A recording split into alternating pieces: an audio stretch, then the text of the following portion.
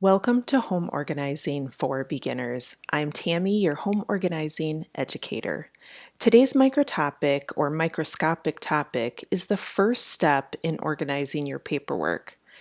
We're not talking about the entire paperwork processing system because you want to walk away from this podcast episode with a tangible solution that you can implement today, right? If you're going to take the time to listen, don't you really want to get some benefit out of it? And as someone who is or who feels like they're just starting their home organizing journey, you have to take these micro steps so that you move forward, make progress, build momentum, and implement solutions that will last. This first step in organizing your paperwork is truly a standalone step. When you take this step, it will have an immediate positive impact within your home.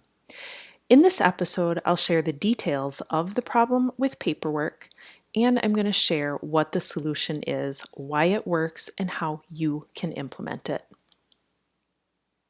So, what is the problem exactly that's being addressed today? So, I want you to sit back and picture something with me, okay? You're standing in your kitchen.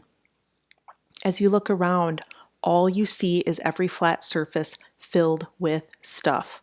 Paperwork lying kittywampus, it's disheveled, it's not in a stack, it's just laying amidst a bunch of stuff.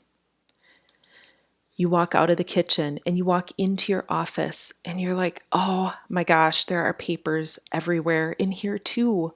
What's in those piles of paper? Do you know? Are there bills? Are there important pieces of paper that you needed to sign and send to somebody? You walk out of your office and you walk to the closet. You open the closet door and there are boxes filling every single entire space in that closet. There's no coats, there's no shoes, there's just not enough space. And then you remember, it hits you.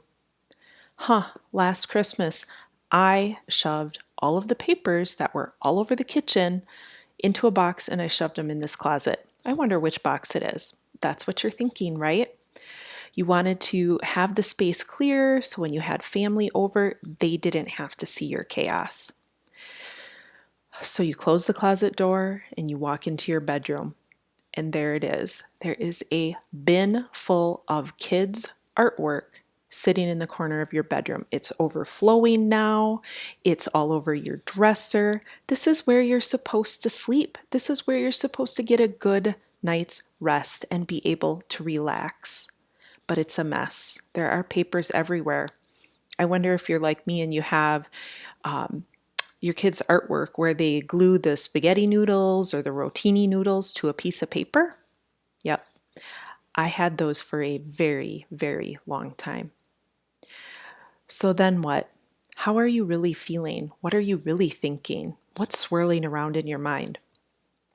Are you thinking about all the lost bills? Did you pay the bills? Did you switch it to auto pay? Do you even know? Late fees come next, right? And then there's lost kids sign-up sheets. If you don't fill them out, they miss out on an opportunity. Today, in today's society, there are so many options for kids to participate in extracurricular activities. But when that sheet comes home, you have to fill it out and send it back in. That's the part that I missed. My oldest daughter was like 7 years old and had the opportunity to play summer softball with all of her friends. And I could have swore I filled out and sent that piece of paper in. I was so confident that I did that I reached out to the coach and I was like, hey, what's going on? I haven't gotten any information. And in the back of my mind, I was like, oh my gosh, they must be so unorganized. Lo and behold, she never received the sign up form. It was far too late for my oldest to participate. And then I had to tell her, I had to tell my daughter that she couldn't go and hang out with her friends. She couldn't go play. No, I realize now it's not the end of the world, but at that point in time, it sure felt like that because of the tears, right? And when the kids are crying because of something we've done, what happens? Mom guilt, right? I ripped my office apart, looking for that piece of paper, and I did find it. It was filled out. It was just shoved in the corner in a pile. So that's what really spurred me to do something. That's what really spurred me to take the next step. What did I need to do? I needed to find a solution for my paperwork problems. But the whole thought of implementing this big, huge paperwork system, right? This whole process of what am I going to do every step of the way, it was overwhelming, and it's almost paralyzing when you're that overwhelmed. So what is the solution? You guys, I want you to think of simple, right? If it's simple, it's more sustainable. So the solution, what is it? Contain it. Contain it. That's it. Do not overlook the simplicity of this. This is the first step. So why did something like this work for me, and why will it work for you and so many other people? Containing it will give you peace of mind that all of the papers are in one spot. New papers coming in can go into the same place so that they stay contained. Containing it will allow you to visually see the size of the task. Containing it will give you an opportunity to see the beginnings of a system. Yep. Remember, I do agree with systems. It's just that you're not there right now, right? So you'll have the opportunity to see the beginnings of a system that you can utilize over the long term. Containing it will save you time when you have to find paperwork. You're going to look in one spot instead of all over the house looking for that one piece of paper.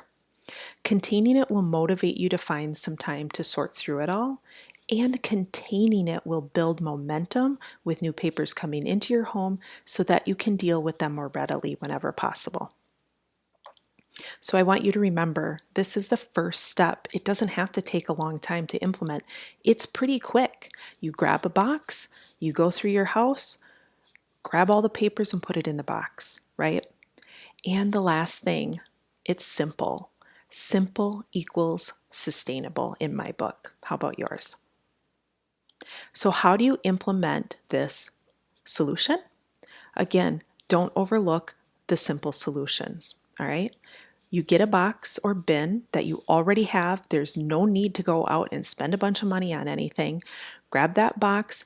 You gather all the papers up from your entire house. You go into your bedroom, if there's some in your bathroom, if there's some in your office, in your living room, in your basement, in your garage, in your car.